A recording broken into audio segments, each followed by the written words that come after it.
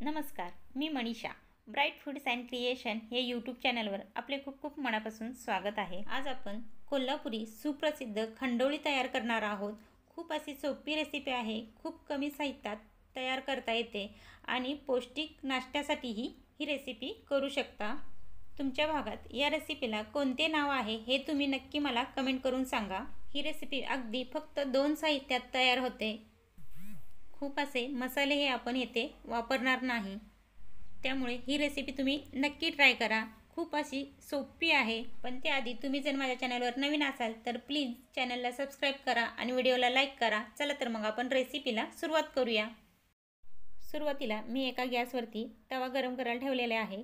त्यामध्ये 2 चमचे तेल घालूयात. तेल छान असे गरम झाले की त्यामध्येच आपण डायरेक्ट अंडे फोडणार आहोत.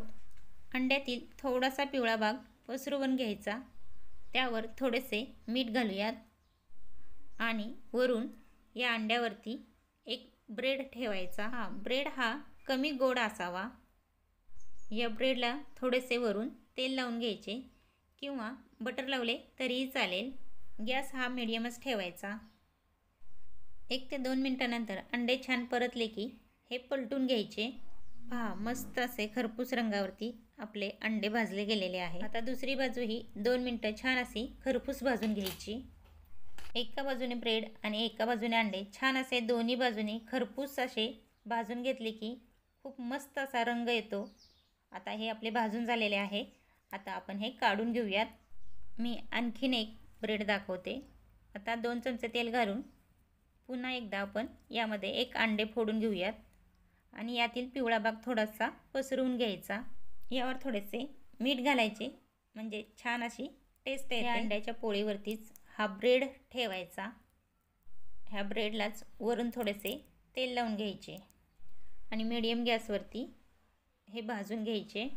2 मिनिटानंतर पलटून घ्यायचे. पहा किती मस्त असा कलर आलेला आहे. आणि दुसऱ्या बाजूनेही 2 मिनिटं छान असे खरपूस रंगावरती भाजून घ्यायचे. मस्त अशी कोल्हापुरी सुप्रसिद्ध खंडोळी आपली तयार आहे.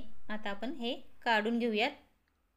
याला एका प्लेटमध्ये काढून याचे छोटे छोटे तुकडे करून घ्यायचे आणि यावर कोल्हापूरची कांदा लसूण चटणी पसरवून घ्यायची. ही चटणी खूप अशी तिखट नसते, त्यामुळे आपण ही चटणी खूप अशी पसरवू शकतो. आणि बारीक कट करून थोडीशी कोथिंबीर पसरवूयात.